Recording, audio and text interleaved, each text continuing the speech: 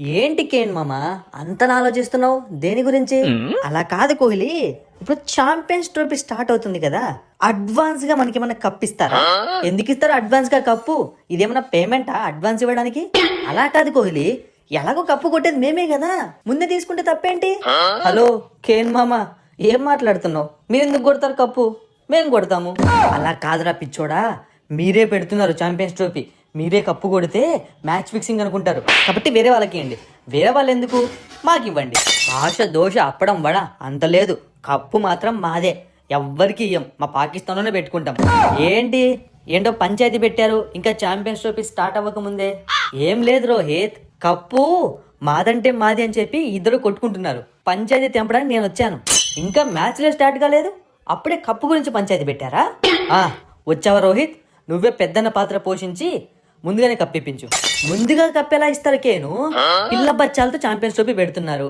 Hello గుర్తు పెట్టుకో, మేము కూడా ఉన్నాం ఛాంపియన్స్ ట్రోఫీలో.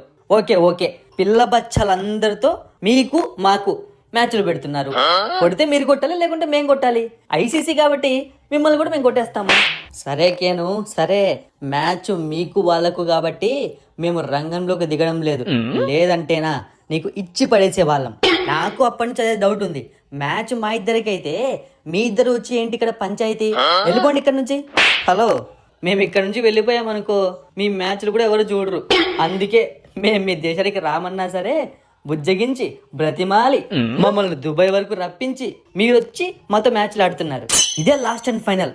నెక్స్ట్ సార్ నుంచి ఏమైనా లీగులు జరిగితే మీరు వస్తేనే మ్యాచ్లు ఆడతామని చెప్పి కూర్చుంటాము. అలా అయితే మీరు సెట్ అవుతారు. ఇప్పుడే కదా చెప్పాడు కోహ్లీ, మేము రాకుంటే మీ మ్యాచ్లు చూడడానికి కూడా ఎవడు రాడని.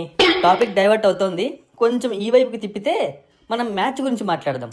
మాట్లాడడానికి ఏముంది కేన్ మామ, గెలిచేది మేమే, మీ మీద మాత్రమే కాదు ఈ ఇండియా వాళ్ళ మీద కూడా గెలిచి కప్పును ఇంటికి తీసుకొని వెళ్తాం. సారీ, మా దగ్గరే కప్పు ఉంటుంది కదా, ఇంట్లోనే పెట్టుకుంటాం.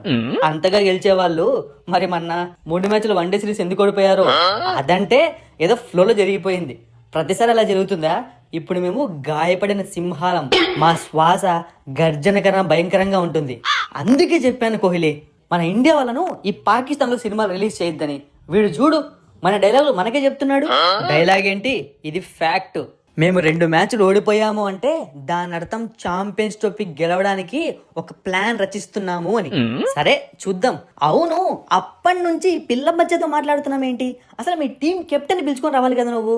పాకిస్తాన్ అంటే బాబర్, బాబర్ అంటే పాకిస్తాన్, మరి నేనెవరు? అరే రిజ్వాన్, ఇక్కడే ఉన్నావా?